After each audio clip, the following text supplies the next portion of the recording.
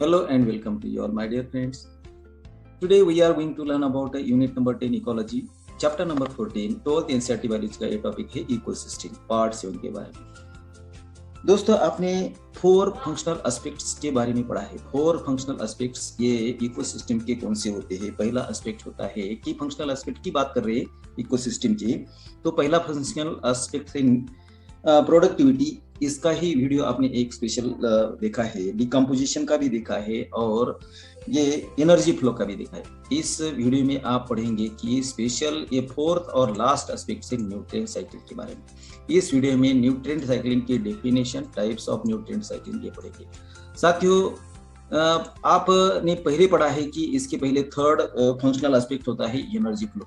तो energy flow किसे कहते हैं? ये energy flow rate of energy transfer between organisms of a different trophic level, उसे एनर्जी फ्लो कहते हैं। और एनर्जी फ्लो ये नॉन साइक्लिक होता है, लेकिन जब बात करते हैं न्यूट्रिएंट्स की तो ये साइक्लिंग होती है और ये साइक्लिक ये न्यूट्रिएंट साइक्लिंग होती है। तो इसके बारे में ही ये 4th न्यूट्रिएंट साइक्लिंग के बारे में चर्चा करेंगे ये फंक्शनल एस्पेक्ट्स के। देखिए, myself Datta Shinde biology tutorials आपका इस प्रेजेंटेशन में स्वागत करता है।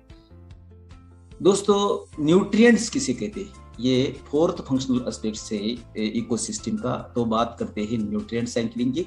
तो उसके पहले आप जानेंगे कि न्यूट्रिएंट किसे कहते हैं। दोस्तों, न्यूट्रिएंट की जब आपने 11th की टॉपिक मिनरल न्यूट्रिशन में पढ़ा है कि न्यूट्रिएंट के बारे में, यहाँ पर भी न्यूट्रिएंट साइक्लिंग की बात आ रही है। तो न्यूट्रिएंट ये substance that needed to keep living things alive necessary to regulate the chemical process. And ये केमिकल प्रोसेस हर एक ऑर्गेनिज्म में पाई जाती है, प्लांट्स, एनिमल्स और माइक्रो ऑर्गेनिज्म। और ये न्यूट्रिएंट्स ये एनर्जी प्रोवाइड करते हैं हर एक ऑर्गेनिजम्स को, और उससे लिविंग थिंग्स ये क्या होती है, ये रेगुलेट करती है केमिकल प्रोसेस, नीड होती है सब्सटेंस की। तो देयर आर 6 मेजर न्यूट्रिएंट्स। कौन से होते हैं भाई और न्यूट्रिएंट्स? तो न्यूट्रिएंट्स बात करते हैं कार्बोहाइड्रेट्स, CHO यानी कि carbon, hydrogen, oxygen.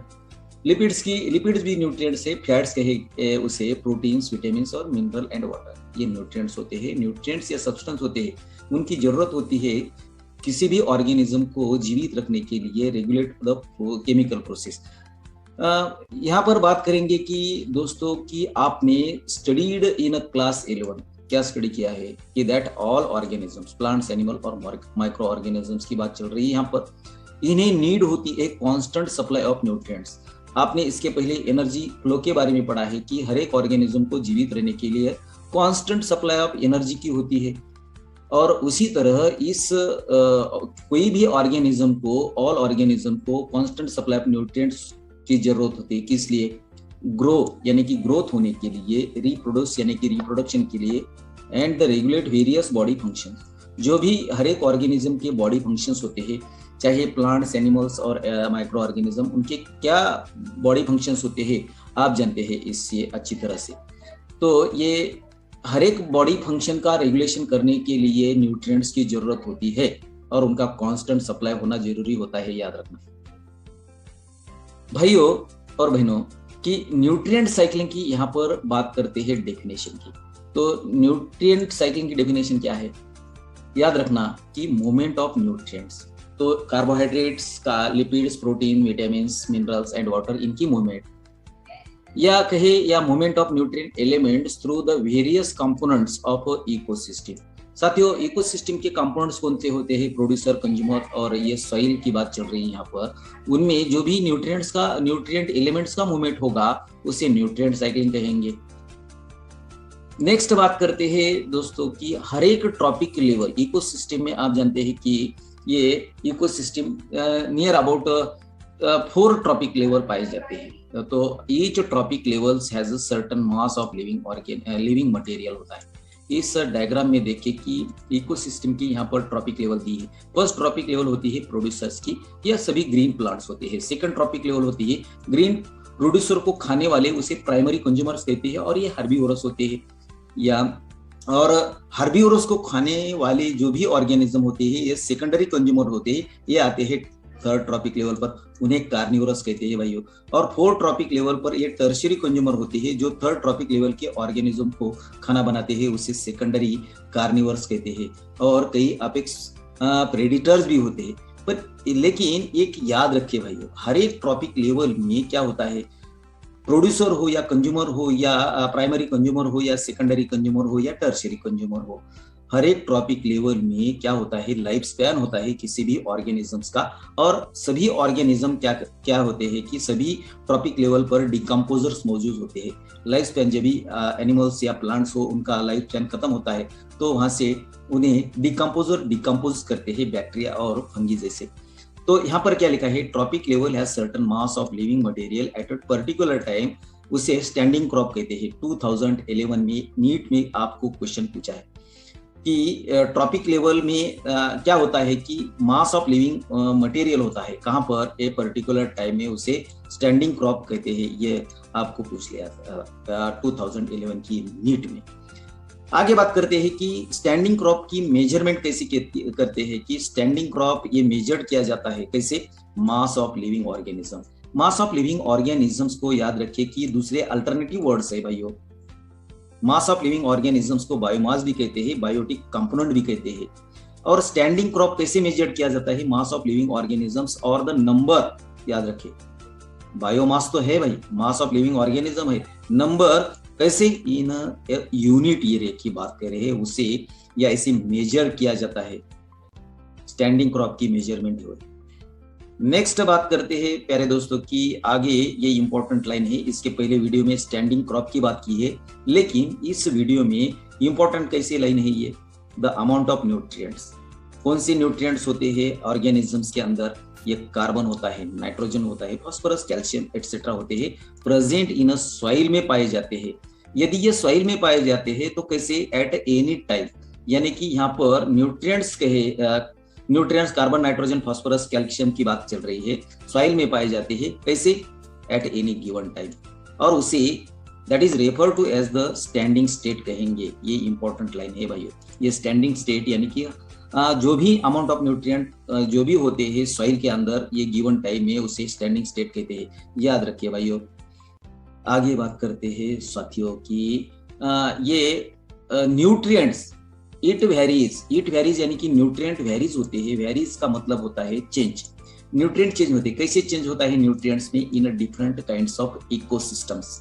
Different types of ecosystem आप जानते हैं कि फॉरेस्ट हो या ग्रासलैंड हो या कोई भी इकोसिस्टम हो, डेजर्ट इकोसिस्टम हो, हर एक इकोसिस्टम में न्यूट्रिएंट्स की मात्रा ये चेंजेबल होती है, and also on a seasonal basis, यानी कि सीजनल बेसिस के आधार पर भी न्यूट्रिएंट्स की अमाउंट क्या होती है, चेंजेबल होती है, यानी कि न्यूट्रिएंट्स वेरीज होते हैं in a different kinds of ecosystem and also on a seasonal basis. आप धरती पर कई सीजन पाए जाते हैं और सीजनल बेसिस पर भी न्यूट्रिएंट्स की अमाउंट चेंज होती है। आगे देखते हैं कि what is important is to appreciate the nutrients which are never lost from the ecosystems. याद रखिए ये महत्वपूर्ण लाइन है भाइयों कि न्यूट्रिएंट्स इकोसिस्टम में कभी भी लॉस्ट नहीं होते, लेकिन ये रिसाइकल्ड होते हैं, इन रिसाइकल टाइम होता है एंड अगेन इंडिपेंडेंट होता है। ये भी यहाँ से भी क्वेश्चन बिलोंग होगा नीट में, याद रखिए कि बात कही है कि nutrient which never lost from the ecosystems, जितने भी इकोसिस्टम धरती पर पाए जाते हैं वहां से न्यूट्रिएंट कभी भी लॉस नहीं होती, ये सिर्फ रिसाइकल टाइम होता है उनका इंडेफिनिटली। नेक्स्ट देखेंगे कि another name of nutrient cycling, दूसरा न्यूट्रिएंट साइक्लिंग का दूसरा नाम क्या है, न्यूट्रिएंट साइक्लिंग को बायो जियोकेमिकल साइकिल्स कहते हैं। बायो यानी कि लिविंग ऑर्गेनिज्म यानी कि लाइफ लिविंग कहेंगे, जियो यानी कि रॉक्स, जियो यानी कि रॉक्स होगा, एयर होगी और वाटर भी होगा।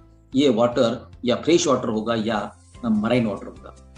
तो ये न्यूट्रिएंट साइक्लिंग का दूसरा नाम है बायोजियोकेमिकल साइकिल्स। आगे बात करते हैं कि न्यूट्रिएंट साइकिल्स ये दो टाइप्स की होती है दोस्तों।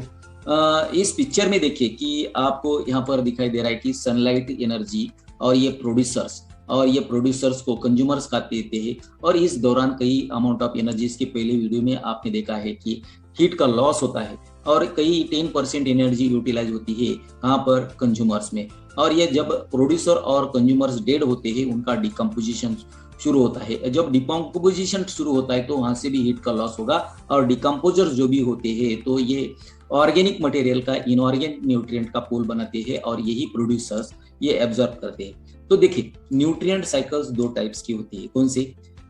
पहला टाइप है गैसियस रिजर्वायर। न्यूट्रिएंट के रिजर्व यानी कि स्टोर हाउस कहेंगे। गैसेस का स्टोर हाउस कहाँ पर पाया जाता है? एयर में, उसे एटमॉस्फेयर कहते हैं। और न्यूट्रिएंट साइकिलिंग का दूसरा टाइप है सेडिमेंट्री साइकिल कहेंगे। ये नॉन गैसियस होती है भाइयों। Sedimentary cycle always non gaseous होती है। इनका रिजर्वायर अर्थ का क्रस्ट होता है, रॉक्स होते हैं, उसे लिथोस्फीयर कहते हैं। याद रखिए कि अर्थ क्रस्ट को लिथोस्फीयर कहते हैं। आगे बात करते हैं difference between gaseous and sedimentary cycles. आपको ये थ्योरी के बोर्ड की एग्जाम में पूछेंगे दोस्तों कि give the difference between gaseous and sedimentary cycle. आप जानते हैं कि गैसियस साइकिल में आपने पढ़ा है कि गैसियस साइकिल कंसिस्ट करती है डिफरेंट गैसेस, कार्बन, नाइट्रोजन और ऑक्सीजन। और सेडिमेंट्री साइकिल की जब बात करते हैं तो सेडिमेंट्री साइकिल मिनरल्स कंसिस्ट करती है। फेरस, आयरन कहेंगे उसे, calcium, potash, sulphur phosphorus, sulphur, potash और मैग्नीशियम जैसे। दोस्तों दूसरा डिफरेंस है कि मेन रिजर्वायर गैसियस साइकिल का कौन सा होता है? एटमॉस्फेयर, या वाटर भी होता है, उसे हाइड्रोस्फीयर कहते हैं। सेडिमेंट्री साइकिल की जब बात करते हैं तो मेन रिजर्वायर यानी कि स्टोर हाउस ये लोकेटेड होता है अर्थ की क्रस्ट में, उसे लिथोस्फीयर कहते हैं। थर्ड डिफरेंस है ये gaseous cycle occurs quickly and takes less time to complete, यानी कि गैसियस साइकिल कंप्लीट होने के लिए कम वक्त लगता है, कम टाइम लगता है। लेकिन थर्ड डिफरेंस है sedimentary cycle occurs very slowly, बहुत ही स्लोली ये ऑकर्स होती है नेचर में, and take a long time to complete, ज्यादा वक्त लेती है पूरा करने के लिए। और आखिरी और फोर्थ डिफरेंस है गैसियस साइकिल्स का, तो nutrients occurs as a gas. जो भी न्यूट्रिएंट्स होते हैं गैस की फॉर्म होते हैं और वेपर्स की फॉर्म होते हैं। और एग्जांपल की बात करते हैं तो कार्बन साइकिल और नाइट्रोजन साइकिल, ये हुई बात गैसियस साइकिल की। दोस्तों आगे बात करते हैं reservoir of gaseous type of nutrient cycle. ये कौन से होते हैं? तो नाइट्रोजन और कार्बन साइकिल होते हैं। यहाँ पर भी 2015 में क्वेश्चन पूछा था कि reservoir of gaseous type of nutrients कौन से होते हैं? नाइट्रोजन और कार्बन साइकिल होते हैं और एग्जिस्ट करते हैं एटमॉस्फेयर में। तो एटमॉस्फेयर में ये नाइट्रोजन और कार्बन साइकिल एग्जिस्ट होती है। आगे ये देखिए कि यहाँ पर आपको देखेंगे कि reservoir for the sedimentary cycle कहाँ पर पाया जाता है? सेडिमेंट्री साइकिल सल्फर और phosphorus cycle, that reservoir is located in earth crust, यानी कि जमीन का क्रस्ट होगा या रॉक्स होंगे वहां पर। यहाँ पर भी एक 2013 में क्वेश्चन पूछा था कि रिजर्वायर और सेडिमेंट्री साइकिल्स कौन से होते हैं। ये कंटेंट की बात करते हैं तो सल्फर और फास्फोरस, और रिजर्वायर लोकेटेड होता है अर्थ क्रस्ट और रॉक्स में। तो यहाँ पर आपको पिक्चर में दिखेगा कि the outermost layer of earth उसे क्रस्ट कहते हैं और अर्थ की आउटरमोस्ट लेयर उसे ही अर्थ क्रस्ट कहेंगे। देखिए कि नेक्स्ट बात करते हैं कि एनवायरमेंटल फैक्टर्स कौन से होते हैं भाई? एनवायरमेंटल के फैक्टर्स सॉइल होती है, मॉइस्चर होता है, पीएच होता है, टेम्परेचर होता है। सॉइल का यहाँ पर पीएच की बात की है। और ये environmental factors regulate the rate of release of nutrients into the atmosphere. Environmental factor ही ये क्या करते हैं कि रेगुलेट करते हैं किस लिए? Release of nutrients into the atmosphere. यहाँ से भी एक क्वेश्चन बनेगा भाइयों कि which are the environmental factors, ये सॉइल, मॉइस्चर, पीएच, टेम्परेचर, ये क्या करते हैं? रेगुलेट करते हैं rate of release of nutrients into the atmosphere. Next देखेंगे कि दोस्तों the function of the reservoir. यहाँ पर रिजर्वायर कौन से होते हैं? तो रिजर्वायर ऑफ गैसियस, ये गैसियस न्यूट्रिएंट जो भी होते हैं नाइट्रोजन और कार्बन साइकिल एग्जिस्ट करते हैं एटमॉस्फेयर। तो आप जानते हैं कि एटमॉस्फेयर में अर्थ का सबसे नीचे वाला लेयर होता है ट्रोपोस्फियर, उसके बाद आता है स्ट्रेटोस्फियर, नेक्स्ट आता है मेसोस्फियर, उसके बाद आता है थर्मोस्फियर और एक्सोस्फियर। तो ये एटमॉस्फेयर में नाइट्रोजन और कार्बन ये फाउंड करते हैं। ये रिजर्वायर होता है गैसेस का।